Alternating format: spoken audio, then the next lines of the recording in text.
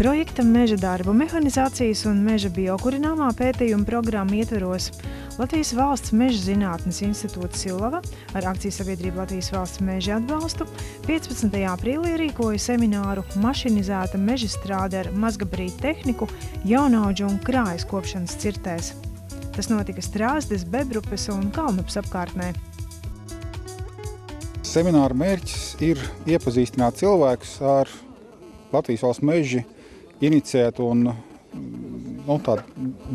darbu uzdevumu izteiksmē definēt pētījumu par dažādu veidu risinājumu, ko mēs varam izmantot, lai palielinātu mūsu mežsaimniecības konkurētspēju. Un šī mazā tehnika ir viena niša, kur varētu iegūt vairāk materiālu, efektīvāk izmantot esošos resursus. Un līdz šim tādi pētījumi ne Latvijā, ne arī patiesībā citur Eiropā, vismaz ne tik lielā mērogā, nav veikti. Līdz ar to mēs zināmā mērā esam inovatori, un te ir tāda tehnikas ir daudz līdz šim bijis, bet viņi vienmēr ir bijis kā hobija tehnika. Un tas mūsu mērķis ir mēģināt šo tehniku, kas ir tā kā izgājusi ārpus hobija līmeņa, jau bērnu slimības izslimojas, ieviest ražošanā. Tas, ko mēs šeit vēlējamies parādīt, ir šis novēlotas vai saulaicīgi neveiktas kopšanas citas mežā. Un tie mežaudzes pašlaik viņas tādas aug, un tā problēma tiek atlikt no gada uz gadu, jo viņas īsti nav tādas tehnikas vai cilvēka resursi, ko viņās varētu iet. Un tad šī mazā tehnika ir tas, ar ko mēs varam iet iekšā, gatavot kokmateriālus, gatavot biokurināmo un cerībā gūt arī kaut kādu peļņu. Kāpēc peļņu? Tāpēc, ka tā mazā tehnika maksā krietni mazāk uzturēšanā un visādās citādās lietās.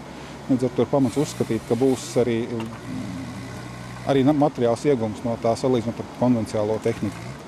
Semināra programmā plašs un raibs speciālistu pulks varēja vērot mašinizētu krājas kopšanas cirti audzē, kur izstrāde veikta ar Harvarderu un Harvesteru, mašinizētu kopšanas cirti audzēs ar sortimentu optimizāciju, kā arī uz zemes nestspējas augsnēm, tehnikas demonstrējumus mašinizētā jaunaudžu un krājas kopšanas cirtē.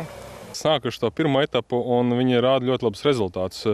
Uz doto brīdī, par ko mēs šodien esam jau vienojušies, mums ir doma par projekta pagarināšanu, ielaist šo tehniku vēl zemākās audzēs, paskatīties, kas tur notiek ar viņiem, jo tā priekšrocība tomēr ir. Ja mēs nenozāģējam 30% no kokiem, kas atrodas tehnoloģiskajiem koridoriem, tad tie ir nākotnes koki, kas mums dod ļoti labus rādītājus potenciāli nākotnē, gan uz kubikmetru, gan ekonomiski. Un tas ir viens no tiem aspektiem, kāpēc mēs skatāmies, bet nākamais, protams, kad ir audzes bojājumi, jeb tas, cik audzes paliek veselīgi pēc mūsu mežstrādes pasākumiem, tad mēs ceram sasniegt skandinālu līmeni, kur bojājumi ir ap 1% līdzinējo, kā mēs strādājam Latvijā, 3%. Šodien bija interesanti, es domāju, redzēt to cilvēku daudzumu, kas bija ieradušies, un tas bija kaut kas jauns pirmo reizi Latvijā, ko varēja ieraudzīt jau diezgan ilgu laiku. Šobrīd ir pavadījuši jau pusotru mēnesi testos, un nāk iekšā tirgū pavisam jauna segmenta mašīnas, kuras vēl līdz šim nav bijušas.